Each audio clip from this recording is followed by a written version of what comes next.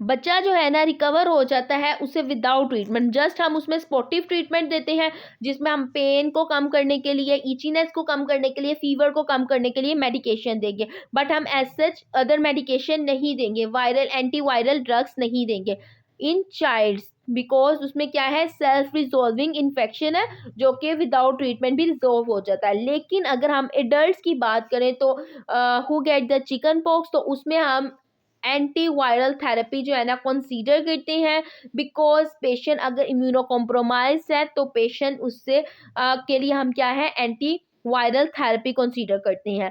साथ साथ sportive treatment भी चलता है। स्पोर्टिव ट्रीटमेंट क्या होता है, एज सच हमने डिजीज को तो ट्रीट करना है, स्पोर्टिव ट्रीटमेंट वो आ जाएगा लाइक इसमें अब स्पोर्टिव चीज़ें क्या आ रही हैं, उसमें हम फीवर के लिए मेडिकेशन दे रहे हैं, इचीनेस को दूर करने के लिए मेडिकेशन दे रहे हैं, वो हमारे पास स्पोर्टिव ट्रीटमेंट होता है।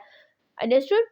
ये आप देख लेते हैं। नेक्स्ट हमारे पास ये क्या है, हमने 2 कैटेगरीज में डिवाइड किया ट्रीटमेंट प्लान को, एक चिल्ड्रन एंड अडल्ट्स में। चिल्ड्रन में क्या है कि सेल्फ रिजॉल्विंग इन्फेक्शन है, ट्रीटमेंट की जरूरत नहीं होती, जस्ट स्पोर्टिव ट्रीटमेंट देते हैं। लेकिन अडल्ट्स में अगर तो वो इम्यूनो कॉम्प्रोमाइज्ड है तो एंटी वायरल थेरेपी कंसीडर करते हैं। स्पोर्टिव ट्रीटमेंट में मैंने आपको बताया था कौन कौन सी आ जाएंगी। साइट्रिजीन, ये हमारे पास क्या है, एंटी हिस्टामीन है, टैबलेट है सिट्रीजीन, तो इसमें हमारे पास रिजिक्स आ जाती है, जैसे कि मैंने आपको पहले वाली में भी बताया, गिक्सर टैबलेट आ जाती है, वेलमी आ जाती है, ये सब हमारे पास टैबलेट्स यूज हम कर सकते हैं। कैलामिन लोशन का इस्तेमाल कर सकते हैं, किसके लिए, इचीनेस के लिए, रेडनेस वगैरह उसके लिए। एंड हमारे पास जो है ना प्रोग्रामलीन हमारे पास जेल होती है, इसका इस्तेमाल भी कर सकते हैं। ये हमारे पास आप देख सकते हैं, अगर मैं आपको जूम करके बताऊं, ये हमारे पास क्या है, क्रीम है जिसका इस्तेमाल किया जाता है, सॉरी ये जेल है जो कि हम जो है ना रैशेज जो ब्लिस्टर बने होते हैं उसके ऊपर लगा सकते हैं। ये हमारे पास क्या है, स्पोर्टिव ट्रीटमेंट है। बट जो पेशेंट को मेन प्रॉब्लम है वो क्या है, वायरस उसकी बॉडी में है। कौन सा वायरस है, वेरिसीला जोस्टर वायरस। अब उसको ट्रीट करने के लिए हमने क्या देना है, जब वो वायरस जो है वो किल अप हो जाएगा, उसकी रेप्लिकेशन स्टॉप हो जाएगी, देन हमारे पास ये जो अदर सिम्टम्स शो हो रही है जिसमें फीवर है, पेशेंट को ईचीनेस हो रही है, पेशेंट की बॉडी पे ब्लिस्टर्स बन रहे हैं, वो भी डिसअपेयर हो जाएंगे उस ट्रीटमेंट के बाद। ठीक है, उसको अब हम देख लेते हैं। ये कैलामिन लोशन आप होल बॉडी पे पेशेंट को प्रिस्क्राइब किया जाता है कि उसने लगाना है। नेक्स्ट हमारे पास आ जाता है कि इसका ट्रीटमेंट हमने क्या देना है, तो उसके लिए हम देते हैं anti viral drugs. Anti viral drugs basically हम दे रहे हैं। अब anti viral drugs if the children at risk of complication, अगर पेशेंट क्या है, बच्चे में क्या है, रिस्क ऑफ कॉम्प्लिकेशंस के चांसेस हैं, तब हम उसे एंटी वायरल थेरेपी देते हैं। अगर जिनमें नहीं देते वो क्या होगा, हमारे पास क्या है, हमने अभी पीछे बात किया कि जो में सेल्फ रिजॉल्विंग इन्फेक्शन होता है कि उसमें ट्रीटमेंट की जरूरत नहीं होती है। लेकिन अगर हेल्दी चाइल्ड है, 12 साल से कम की उम्र का है, उसमें हमारे पास क्या है, वो सेल्फ रिजॉल्विंग इन्फेक्शन होता है। पेशेंट जो है हमारे पास बच्चा कंप्लीटली रिकवर्ड हो जाता है, उसको किसी भी एंटी वायरल थेरेपी की जरूरत नहीं होती है। लेकिन अब किन को एंटी वायरल थेरेपी की जरूरत है, ठीक है, उसका मैं बताती हूँ। अगर तो वो अनवैक्सीनेटेड है, बच्चे की बात हमने क्यों की है, उसमें कॉम्प्लिकेशंस क्यों हो सकती हैं, अगर तो वो वैक्सीनेटेड नहीं है, वैक्सीनेटेड मतलब नहीं है उसने वैक्सीनेशन नहीं करवाई थी, अनवैक्सीनेटेड है। एल्डोसेट में हो सकता है, 13 साल की उम्र से ज्यादा बच्चों में चिकन पॉक्स में हम ट्रीटमेंट की जरूरत पड़ती है। ठीक है, मोर कॉम्प्लिकेशंस क्योंकि इसमें आ सकती हैं। प्रेगनेंसी है तब हमें एंटीवायरल थेरेपी देनी है। इम्यूनो कॉम्प्रोमाइज पेशेंट है तब हमने एंटीवायरल थेरेपी देनी है। पेशेंट टेकिंग एस्पिरिन, एस्पिरिन का यूज करता है, देन हम एंटीवायरल थेरेपी देंगे। और एंटीवायरल थेरेपी हम जो है ना should be started with in 24 hours after the rashes appear. आपने 24 घंटे में के अंदर जो है ना के बाद जो है ना हमने देनी स्टार्ट कर देनी है एंटीवायरल थेरेपी। जब रैशेस वगैरह अपीयर हो गया तब हम कंफर्म हो जाता है कि ये क्या है, चिकन पॉक्स है। तो इसमें हमारे पास सबसे पहले बच्चों की हम बात करें तो हम कौन सी टैबलेट देंगे, ओरल एसिक्लोवीर। ये हमारे पास हमने ये टैबलेट का इस्तेमाल कराना है, कितनी मरतबा करवाना है ये चीज़ मैं आपको बताऊं तो हमारे पास जो है ना ये 20 mg और पर किलोग्राम हमारे पास जो है ना ये पर डोज के थ्रू के मुताबिक दिया जाता है। मैक्सिमम डोज जो है ना हमारे पास इसकी साइक्लोवीर की हमारे पास मैक्सिमम डोज कितनी है, 800 mg इसकी मैक्सिमम डोज है और मिनिमम हमारे पास 20 mg है। और 4 टाइम्स हम इसका यूज़ करवाते हैं डेली, 2 से जो हमारे पास 12 साल की उम्र के बच्चों में 4 टाइम्स डेली एंड 5 डेज का ही हमारे पास इसका ट्रीटमेंट प्लान होता है। और हमारे पास नेक्स्ट टैबलेट आ जाती है, अगर इसका इस्तेमाल करनी अदर चॉइस क्या आ जाती है, ये अदर चॉइसेस हैं, ठीक है। ओरल वेल एसाइक्लोवीर, इसमें हमारे पास 20 mg किलोग्राम पर डोज, इसकी मैक्सिमम डोज क्या है 1000 mg इसकी मैक्सिमम डोज है। और इसको भी हम 5 डेज यूज करवाते हैं, ठीक है, TDS फॉर 5 डेज का तक इसका इस्तेमाल करवाते हैं। नेक्स्ट अब मैं अगर बताऊं एडल्ट्स की बात करें, एडल्ट्स में हमने किस तरह से इस्तेमाल करवानी है, ये इससे पहले हमने बच्चों की बात की थी, ठीक है। इसमें हमारे पास सिरप भी प्रेजेंट होती है। अगर बच्चों की बात करें, 2 साल का बच्चा, जाहिर सी बात है हम मुझे सिरप देंगे, सिरप उसको प्रिस्क्राइब करेंगे। अब हमारे पास एडल्ट्स हैं, एडल्ट में हमारे पास क्या है, ये आपकी अपनी चॉइस पे है, you can choose any one of them, ये भी हम यूज़ कर सकते हैं, ये भी यूज़ कर सकते हैं। वेल एसाइक्लोवीर 1 ग्राम में अवेलेबल है और जो हमारे पास ओरल एसाइक्लोवीर है वो 800 mg में है। ये अगर हम 1 ग्राम वाली यूज़ करें तो 3 टाइम्स अ डे, और अगर 800 ग्राम वाली यूज़ करें तो 5 टाइम्स अ डे। और ट्रीटमेंट हम इसमें कितनी देर देते हैं, 5 से 7 दिन एंटीवायरल ड्रग्स का ट्रीटमेंट देते हैं। एंटीवायरल थेरेपी हम कितनी देर देते हैं, 5 से 7 दिन तक एंटीवायरल थेरेपी देते हैं। ये हमारे पास क्या आता है, एडल्ट्स की मेडिकेशन आ गई, एडल्ट्स में ट्रीटमेंट प्लान आ गया कि हम एंटी वायरल थेरेपी कौन से कर रहे हैं, जिसने जाके वायरल इन्फेक्शन को ह्यूमन बॉडी में ट्रीट करना है, जिसमें हमारे पास वेरिसिला जोस्टर वायरस है उसको जाके किल करना है। इम्यूनो कॉम्प्रोमाइज पेशेंट, अब अगर द इम्यूनो कॉम्प्रोमाइज पेशेंट है, पेशेंट विद इम्यूनो कॉम्प्रोमाइज, तो उसमें क्या है, रिस्क ऑफ कॉम्प्लिकेशंस भी इंक्रीज हो जाते हैं वेरिसिला इन्फेक्शन के। तो उसमें हम आईवी जो है ना, इस साइक्लोवीर देते हैं, आईवी मतलब आईवी के थ्रू इंसर्ट करवाते हैं। 100 mg में दे सकते हैं पर किलोग्राम आईवी के एवरी 8 आवर, ठीक है। और इस दौरान हमने रेगुलरली मोनीटर करना होता है, किसको मोनीटर करना होता है, रीनल फंक्शन टेस्ट को रेगुलरली मोनीटर करते हैं, ये रीनल फंक्शन टेस्ट को, बिकॉज जो हमारे पास साइक्लोवीर है उसके क्रिस्टल जो है ना विद इन द जो है ना स्टमक, सॉरी स्टमक कह रही हूँ, kidney, with in the kidney जो है ना पेयर होते हैं, और वो किडनी क्या करे, एक्यूट किडनी इंजरी कॉज कर सकते हैं, वहाँ पे कलेक्ट होना स्टार्ट हो जाते हैं, तो वो एक्यूट किडनी इंजरी कॉज कर सकते हैं। इसलिए जब भी हमने आईवी के थ्रू दे रहे हैं तो हमने रीनल फंक्शन टेस्ट को ज़रूर चेक करते रहना है, ठीक है। बट अगर तो अब पेशेंट आपके पास क्या है, ये हमारे पास इम्यूनो कॉम्प्रोमाइज पेशेंट है, पेशेंट में इतनी इम्यूनिटी नहीं है, तब हमने आईवी जो है ना साइक्लोवीर जो है ना पेशेंट को प्रिस्क्राइब करनी है, ठीक है, यूज़ करवानी है। अब हमारे पास पेशेंट, जब भी हमारे पास जो है ना, आपने पेशेंट को कहना है, ठीक है, कि उसने हॉस्पिटल आ जाना है इफ़ दे डिवेलप कफ, अगर उनको खांसी की कंप्लेन हो रही है, कन्फ्यूजन, स्वेयर हेडेक उनमें है, और सलाइटिस, कि क्योंकि हमारे पास सेकेंडरी इन्फेक्शन भी इसके साथ साथ हो सकता है। वो क्या है, इसकी कॉम्प्लिकेशंस में आ जाएंगी, किस तरह से हो रहा है वो मैं आपको बताती हूँ। Bacterial infection of the skin and soft tissue in children including group A, streptococcal infection, infection of the lungs, pneumonia, infection of the or swelling of the brain, encephalitis, ठीक है। हमारे पास क्या है, कॉम्प्लिकेशंस कोर्स हो सकती हैं, like हमारे पास अगर वो अनट्रीटेड रहा है, तो अगर हमारे पास वायरल इन्फेक्शन हुआ है तो हमेशा अगर ये कॉम्प्लिकेशंस पेशेंट को शो हो रही हैं तो उससे पेशेंट ने क्या कहना है, आज the patient to return to hospital if they develop cough, severe headache, confusion and cellulitis. ये हमारे पास अदर कॉम्प्लिकेशंस क्या आ सकती हैं, जॉइंट्स में पेन हो सकता है, नमोनिया, पेशेंट को खांसी बहुत ज़्यादा है, ये हमारे पास कॉम्प्लिकेशंस आ जाती हैं। अगर हमने अनट्रीटेड रखा है चिकन पॉक्स को, उनको वायरल थेरेपी नहीं दी, तो कॉम्प्लिकेशंस में जो चीज़ें आ सकती हैं वो चीज़ें ये डिस्कस की हैं। अगर पेशेंट को डिहाइड्रेशन हो गया, डिहाइड्रेशन के लिए हम जो है ना, डिहाइड्रेशन भी पेशेंट को नहीं होने देनी, इसके लिए हम आईवी वगैरह को उस अटैच करते हैं, ठीक है, आईवी के थ्रू हम फ्लूइड वगैरह देते हैं। एंटीवायरल थेरेपी मैंने आपको कहा था, जैसे ही रैशेस अपेयर हुए हैं विद इन द 24 आवर्स, आपने आफ्टर 24 आवर्स सॉरी क्या करनी है, स्टार्ट कर देनी है। इससे क्या होगी, लेसर कॉम्प्लिकेशंस होंगी और लेसर सिवेरिटी होगी। नेक्स्ट हमारे पास कॉम्प्लिकेशंस में पेशेंट की डेथ भी हो सकती है, निमोनिया, डिहाइड्रेशन, इन सबको हमने किस तरह से ट्रीट करना है वो हमने देखा। ये सब चीज़ें हो सकती हैं, इंसेफेलाइटिस, इन्फ्लेमेशन हो जाना ब्रेन की। तो इन सब से बचने के लिए क्या है कि पेशेंट का ट्रीटमेंट प्लान टाइमली होना चाहिए। बाज़ का पाकिस्तान में अगर हम अपने डेवलप कंट्रीज़ की बात करें तो वहाँ पे जो है ना इसका बहुत ख्याल रखा जाता है ट्रीटमेंट का। लेकिन जो हमारे पास जिस तरह हम बात करें विलेजेस वगैरह की, तो वो इनको इतना जो है ना लाइट लेते हैं हर बीमारी को। तो इस वजह से वहाँ पे कॉम्प्लिकेशंस के चांसेस ज़्यादा होते हैं। बिल्कुल जब पेशेंट बिल्कुल डिक्रीज़ हो जाता है ना, उसके पल्ले कुछ नहीं रहता, तब वो जो है ना ट्रीटमेंट के लिए लेके आते हैं। जबकि अगर साथ-साथ ट्रीटमेंट चलता रहे तो पेशेंट्स को कॉम्प्लिकेशंस नहीं होती हैं।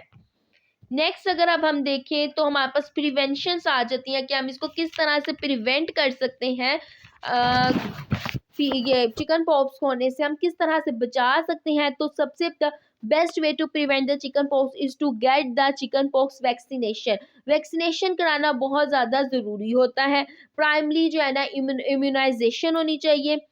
इसमें हमारे पास जो है ना चिकन पॉक्स से बचाने के लिए हमारे पास जो रिकमेंडेड है ना वो 2 डोजेज़ हैं। फर्स्ट डोज़ जो है ना 12 से 15 मंथ की एज में दी जाती है, 12 टू 15 मंथ्स एज में दी जाती है, और सेकंड डोज़ जो है हमारे पास 4 टू 6 ईयर के एज में दी जाती है। ये हमारे पास हो गया। लेकिन अगर तो बच्चे या फिर बड़े जो है इम्यूनो कॉम्प्रोमाइज होते हैं तो एक्यूट रीएक्टिवेशन ऑफ इन्फेक्शन इसमें हो सकता है। इसलिए जो है ना इम्यूनिटी का स्ट्रॉन्ग होना बहुत ज़्यादा ज़रूरी है। ठीक है, हमारे पास ये तकरीबन 15 दिन तक जो है ना ये चिकन पॉक्स रहते हैं। इस दौरान जो है ना अगर तो किसी घर में किसी पर्सन को हुआ है तो उससे सेपरेट हो जाना चाहिए, किसी अदर रूम में शिफ्ट हो जाना चाहिए। क्लोथिंग का यूज़ नहीं करना चाहिए। मीन्स के मिल के इस्तेमाल नहीं करना चाहिए, उसके कपड़े सेपरेट कर देने चाहिए, उसके जिसमें वो खाते वगैरह हैं उसके बर्तन जो हैं वो सेपरेट कर देने चाहिए, ताकि अदर पर्सन भी उससे इन्फेक्ट ना हो। ये प्रिवेंटिव मेजर्स हैं, ठीक है। ये वही चीज़ जो मैंने आपको पहले भी बताई है, अवॉइड दोज इन्फेक्शन, ताकि वो स्नेजिंग जो हमने एयरबॉर्न, डायरेक्ट कॉन्टैक्ट, वो चीज़ें नहीं होंगी तो अदर पर्सन को भी ये चांसेस नहीं होंगे ये चिकन पॉक्स से वो कहीं इन्फेक्टेड हो। नेक्स्ट अब हम देख लेते हैं कि हमने इसमें डिस्कस किया, समरी इसकी देख लेते हैं कि हमने ओवरऑल क्या डिस्कस किया। आज का हमारा टॉपिक चिकन पॉक्स था। आपने अपने नेम्स जो हैं यूट्यूब ऑफिशियल चैनल अलूम मेडिकल सेक्टर के कमेंट बॉक्स में ज़रूर मेंशन करने हैं, ताकि आपकी जो अटेंडेंस है वो इसी के थ्रू हो जाए। बाकी जो आपके कोई क्वेश्चंस होंगे इस टॉपिक से रिलेटेड आप कमेंट बॉक्स में ही पूछ सकते हैं। इंशाल्लाह I will answer to all of you.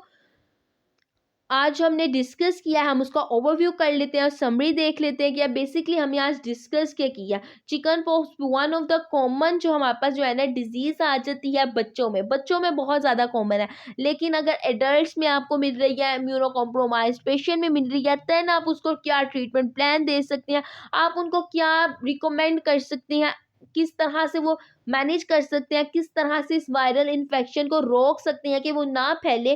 बाज़ का देखा जाता है, आपने भी ऑब्जर्व किया होगा, मे बी आपने इसका ऐसे केसेस भी देखे हो, if you are medical student, कि हमारे पास घर में किसी एक बच्चे को भी हुआ है तो उन सबके बहन भाइयों को हो जाता है, सिबलिंग्स को हो जाता है। अगर हम कुछ प्रिवेंशंस को मैयर करें तो ये चीज़ नहीं होगी। मोस्टली केसेस में यही होता है, जब पेशेंट हमारे पास आते हैं तो पेशेंट के अगर एक बच्चे को घर में हुआ है तो वो सारे बच्चे उससे इन्फेक्टेड हो जाते हैं। वो किस वजह से? क्योंकि उन्होंने प्रिवेंटिव मेजर्स को फॉलो नहीं किया था। ये वायरस ऐसा वायरस है जो कि हमारे पास रैपिडली स्प्रेड होता है, एक पर्सन से अदर पर्सन में स्प्रेड हो रहा है, और किन चीज़ों के थ्रू हो रहा है, किस तरह से उसकी ट्रांसमिशन हो रही है, रेस्पिरेटरी रूट के थ्रू ट्रांसमिट हो रहा है। तो हम कुछ प्रिवेंटिव मेजर्स को फॉलो करें तो पेशेंट बहुत जो है ना हम सेव कर सकते हैं पेशेंट्स को, ठीक है। आज हमने डिस्कस किया चिकन पॉक्स के बारे में कि चिकन पॉक्स हमारे पास क्या है, एक वायरल डिजीज है, वायरल इन्फेक्शन है, वारिसिला जोस्टर वायरस की वजह से होता है। और इसमें मोस्ट कॉमन सिम्टम क्या है कि rashes appear entire body, whole body पे स्प्रेड हो जाती हैं, रेस्पिरेटरी रूट के थ्रू ट्रांसमिट होती है। इसके अलावा इसकी ट्रांसमिशन हमने 3 तरह के तरीकों में देखी कि एयरबोर्न के थ्रू, डायरेक्ट कॉन्टैक्ट के थ्रू, एंड ट्रांसप्लेसेंटल के थ्रू भी ये ट्रांसमिट हो सकता है। क्लिनिकल फीचर्स देखी जिसको हम सिम्टम्स कह रहे हैं, इसकी हमने 3 फेजेस देखी, जिसमें हमने इंक्यूबेशन पीरियड, प्रोड्रोम पीरियड, इसके अलावा एक्जेंथम पीरियड देखा। नेक्स्ट हमने इसके कुछ सिम्टम्स को डिस्कस किया। प्रिवेंशन में हम वैक्सीन करवा सकते हैं, हैंड वॉश रेगुलरली करने चाहिए। If you are infected with chicken pox, then हमारे पास डायग्नोसिस हमारे पास बेसिकली क्या है, 2 तरह के हो सकते हैं। फिजिकल एग्जामिनेशन से भी हमें डायग्नोस बना सकते हैं एंड लैब इन्वेस्टिगेशन से भी। हमने डिफरेंट टेस्ट को डिस्कस किया, ठीक है। उसके बाद हमने डिस्कस किया कि कॉम्प्लिकेशन क्या हो सकती है, ये चीज़ हमने देखी। नेक्स्ट हमने देखा इसका ट्रीटमेंट प्लान। अब सबसे पहले इचीनेस और अदर सिम्टम्स को ट्रीट करने के लिए हम कैलामिन लोशन का इस्तेमाल कर सकते हैं, एंटीहिस्टामिन्स दे सकते हैं इचीनेस को कम करने के लिए। इसके अलावा फीवर को कम करने के लिए हम कौन सी मेडिकेशंस दे सकते हैं, पैरासीटामोल का यूज़ करा सकते हैं। बेसिकली एंटीपायरेटिक मेडिकेशंस देते हैं जो कि फीवर को कम करती हैं। डिहाइड्रेशन है पेशेंट में तो आईवी फ्लूइड्स का यूज़ करते हैं। और लेसर कॉम्प्लिकेशंस और लेसर सिवियरिटी के लिए हम antiviral therapy should be start with in 24 hours after the rashes appear, ठीक है। ये हमारे पास कुछ सिम्टम्स हमने पढ़ी। ट्रीटमेंट कैटेगरीज 2 तरह की है, चिल्ड्रंस में अलग है, एडल्ट्स में अलग है। चिल्ड्रंस में हमारे पास सेल्फ रिजॉल्विंग इन्फेक्शन होता है, विदाउट ट्रीटमेंट पेशेंट जो है ना रिकवर कर जाता है, और इसमें जस्ट हम स्पॉटिव ट्रीटमेंट देते हैं। फॉर एग्जाम्पल फीवर हुआ है, पेशेंट को कफ के साथ फ्लू लाइक सिम्टम है, तो जस्ट हम स्पॉटिव ट्रीटमेंट की मेडिकेशन पेशेंट को प्रिस्क्राइब करेंगे। एडल्ट्स है तो उसमें अगर वो इम्यूनो कॉम्प्रोमाइज भी है तो हम एंटीवायरल थेरेपी देखते हैं, देते हैं। और साथ में हमारे पास जो स्पॉटिव केयर है उसमें हमारे पास टैबलेट सिट्रीजीन आ जाता है जो कि हमारे पास एंटीहिस्टामिन है, जो कि हम एलर्जिक रिएक्शन से को ट्रीट करने के लिए यूज़ करवाते हैं, जिसमें डिफरेंट ब्रांड नेम के साथ हमारे पास मेडिकेशंस आती हैं, रेजिक्स, गिक्स्टर, वेलमी। कैलामिन लोशन का इस्तेमाल करवाते हैं और इस जेल का इस्तेमाल करवाते हैं, ठीक है। इसके बाद अब हम देख लेते हैं कि ये कैलामिन लोशन है। नेक्स्ट हमारे पास antiviral therapy is most important, जो कि आफ्टर द रैशेस अपीयर हम स्टार्ट करवा देते हैं। अगर तो चाइल्ड है और उसमें कॉम्प्लिकेशंस आने के रिस्क हैं, किन पे चाइल्ड्स में हो सकते हैं, अगर वो अनवैक्सीनेटेड है, अगर उसकी क्या है हमारे पास एल्डोसेंट है, 13 साल से ज़्यादा उम्र का बच्चा है, इसके अलावा इम्यूनो कॉम्प्रोमाइज है, ठीक है। देन हमने क्या है ओरल साइक्लोवीर, जो कि हम 4 times a day 4 times daily जो है ना 5 डेज के लिए यूज़ करवाते हैं 2 से 12 साल के बच्चों में। और ओरल वेल साइक्लोवीर 20 mg पर किलोग्राम पर डोज हम यूज़ करवाते हैं। मैक्सिमम डोसेस की 1000 mg है, ये भी 5 डेज का हमारे पास कोर्स होता है वायरल इन्फेक्शन को ट्रीट करने के लिए। एडल्ट्स में हम जो यूज़ करवा रहे हैं, एडल्ट्स में बेसिकली चिकन पॉक्स जो है, चूँकि वो जो है हमारे पास इम्यूनो कॉम्प्रोमाइज्ड है, देन भी हमारे पास हो सकता है। ये आपकी अपनी चॉइसेस है, you can choose any one of this tablet. 2 tablets का इस स्लाइड में आपको बताया गया है, वेल साइक्लोवीर 1 ग्राम की एंड ओरल साइक्लोवीर 800 mg। इनमें से आपकी अपनी चॉइस है कौन सी आप प्रिस्क्राइब करते हैं, लेकिन इसका ट्रीटमेंट हमने 5 to 7 डेज के लिए पेशेंट को देना है। नेक्स्ट हमारे पास इम्यूनो कॉम्प्रोमाइज पेशेंट जो होते हैं, तो उसको हम हॉस्पिटल में एडमिट भी करते हैं और आईवी के थ्रू जो है ना साइक्लोवीर जो है हम क्या करते हैं पेशेंट की बॉडी में इंसर्ट करवाते हैं 10 mg पर किलोग्राम। आफ्टर एवरी जो है ना 8 आवर्स हम इसमें क्या करते हैं यूज़ करते हैं, और इसमें रेगुलरली मॉनिटर करना होता है रीनल फंक्शन टेस्ट को। नेक्स्ट कॉम्प्लिकेशंस क्या हो सकती हैं, अगर हमने इस वायरस को वेरिसीला जोस्टर वायरस को अनट्रीटेड रखा है तो कुछ कॉम्प्लिकेशंस कोज हो सकती हैं, जिसमें जॉइंट पेन, नमोनिया, डिहाइड्रेशन हो सकता है। और अदर कॉम्प्लिकेशंस में हमारे पास जो है ना कॉन्जेनिटल वेरिसीला सिंड्रोम भी हो सकता है, और ये डेंजरस कॉम्प्लिकेशन है, ठीक है। फीटल चिल्ड्रन पॉक्स भी हो सकता है, इसका मतलब क्या है कि मदर से इन्फ्लुएंट में ट्रांसफर हो रहा है, ये कॉम्प्लिकेशन ही आ जाती है ना हमारे पास। नेक्स्ट अब हमने देखी थी इसकी ये सारी हमने कॉम्प्लिकेशंस को डिस्कस किया था। इस लास्टली हमने डिस्कस किया था प्रिवेंशन, क्या हम इससे बच किस तरह सकते हैं। तो वैक्सीनेशन करवाना बहुत ज़्यादा ज़रूरी है।